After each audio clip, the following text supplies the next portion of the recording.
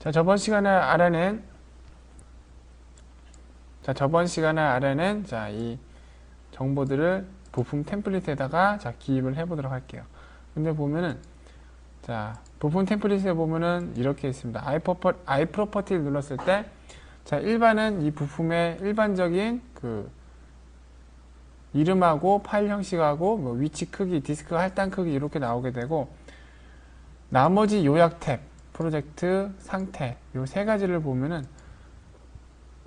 회사는 어느 회사고, 프로젝트의 부품 번호는 어떻게 되고, 설계자는 누구고, 그 다음에 상태에서 가면은 엔지니어링 승인 날짜, 제조 승인 날짜, 상태 이렇게 가지고 쭈루룩 나와 있죠. 그런데 문제는 우리가 원하는 이 설정 이름이 있는 데도 있고 없는 데도 있고, 보면 막 여러 가지 흩어져 있어요. 그죠?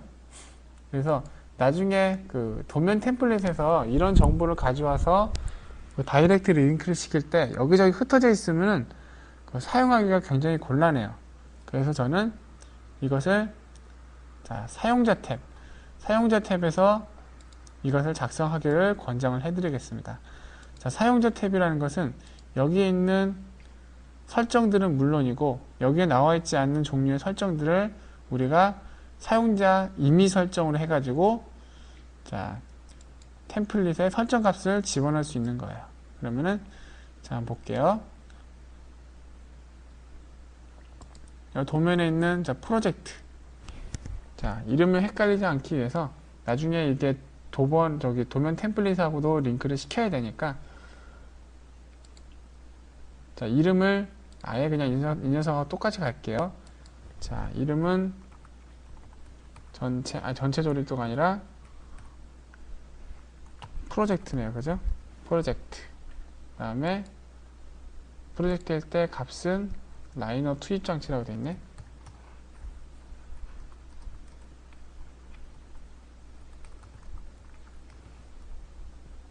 한 다음에 추가를 합니다. 그리고 타이틀은 업다운 엘리베이터라고 되어 있네요. 타이틀은 업다운 엘리베이터 하면 좀 촌스러우니까 엘리베이터 이렇게 할게요. 추가. 그리고 유저는 이런 거 같은 경우 보면은 이름의 유형이 보면은 직접 써도 되지만은 쭉 느리면은 여기서 원하는 이름을 갖다가 쓸 수도 있어요. 그래서 유저 같은 경우에는 납품 회사잖아요. 이런 경우에는 보자. 여기는 없었네요. 여기는 없네요. 여기 프로젝트나 이런데 요약에 보면은 여기 회사라고 있었는데 말이죠. 그죠? 여기서도 그냥 이름을 똑같이 써주도록 합시다. 유저. 요거는 요거 좀 걸리니까 텍스트로 하자마자 현대 자동차라고 할게요. 현대 자동차. 네, 우리가 이 장비를 현대 자동차에 납품을 한다. 그리고 DWG 넘버. 요거는 일단 맨 마지막에 가도록 하고요. 드로우 설계자 DRAW. 값은 CHO. 이거는 제 성입니다. 집어넣고, 그다음 뭐가 빠졌죠? 여기 작성 날짜, 데이터. 작성 날짜는 직접 써줘도 되고, 이런 데이터 같은 경우에는 유형을 날짜로 바꿔가지고 값을 오늘 날짜로 하면 됩니다. 아니면은 오늘 날짜 아니라 다른 날짜에 썼다.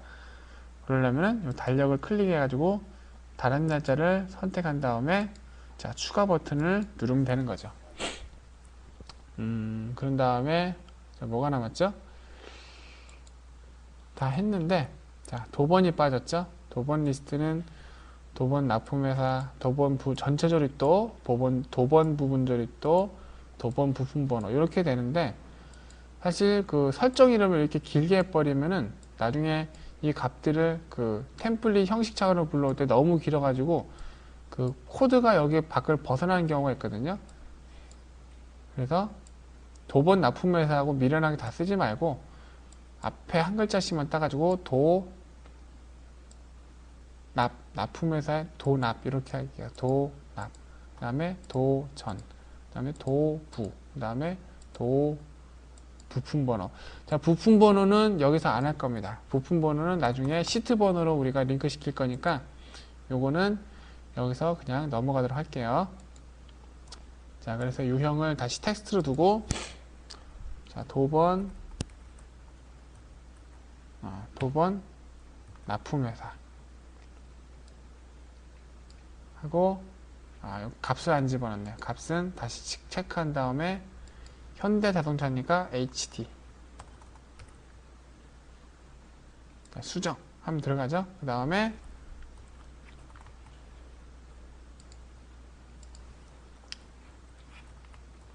도번 전체 조립도. 그 다음에 전체 조립도는 여기 LIS로 되어 있네요. 그죠?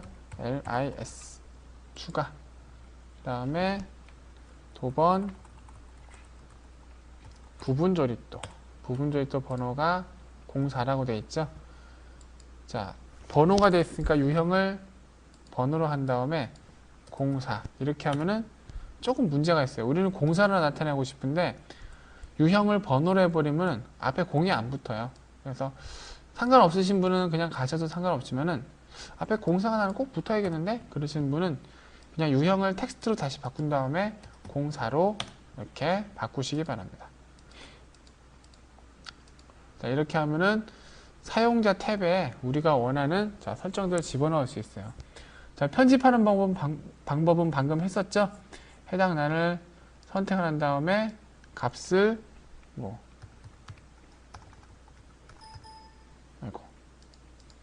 값을 이런 식으로 바꾼 다음에 수정 버튼을 누르면 이렇게 수정이 되고요. 만약에 삭제를 하려면 도번 전 요런 삭제할 항목을 선택한 다음에 자, 삭제 버튼을 누르면 이렇게 사라집니다. 이거는 다시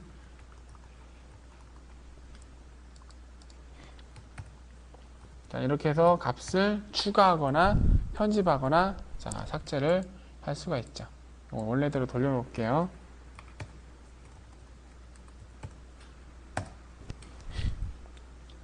자, 이런 다음에 확인 버튼을 누르면은 자, 스타일 편집기는 거기 가서 하는 거고 일단은 자, 우리가 원하는 템플릿이 만들어졌습니다. 자, 여기서 재질도 좀 바꿔볼게요. 자, 스타일 편집기에 가가지고 재질해 보면은 기본적으로 우리가 실생활에서 들을 수 있는 재질만 나와 있고 실제 우리가 그 기계에서 쓰는 SS41이나 SM45C 이런 건 안 나와 있죠. 이런 거는 어떻게 하냐면은 인벤터가 기본적으로 제공하는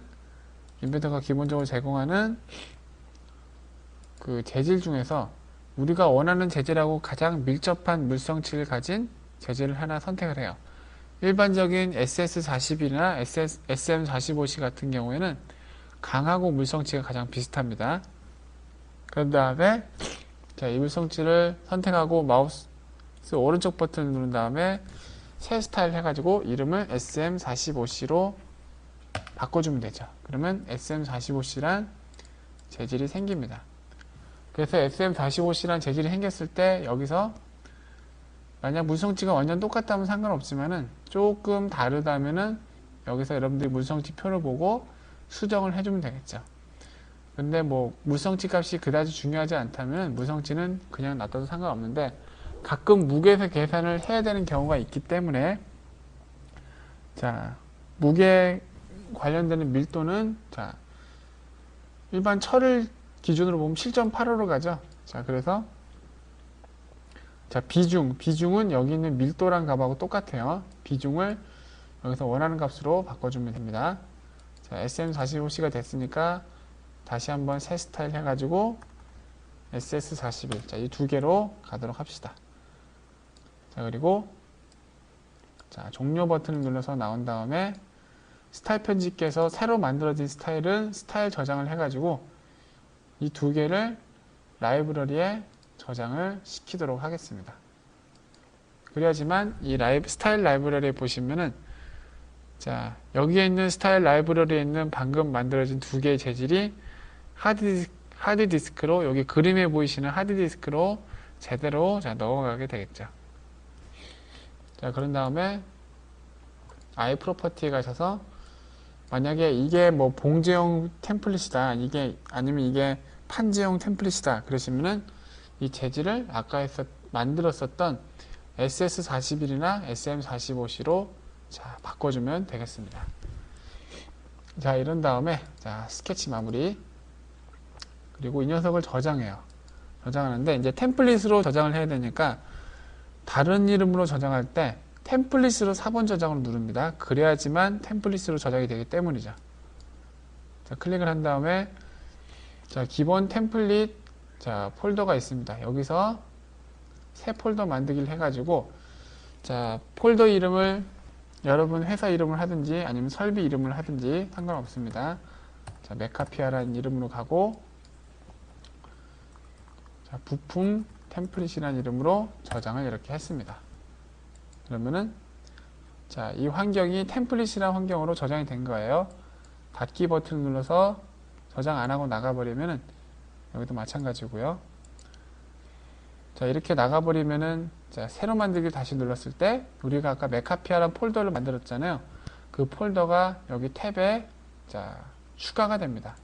여기를 클릭하면은 자, 부품 템플릿이란 템플릿이 자, 들어와 있죠.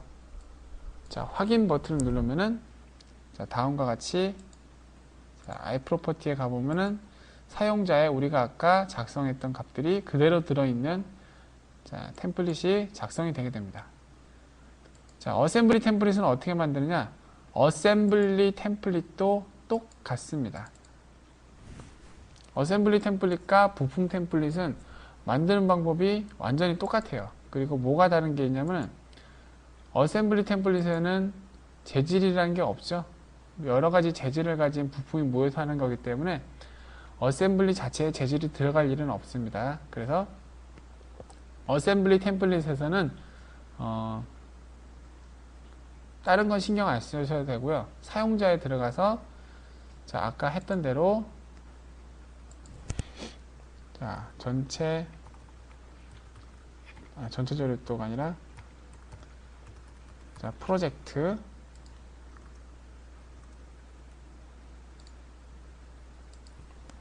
해서 라이너 투입 장치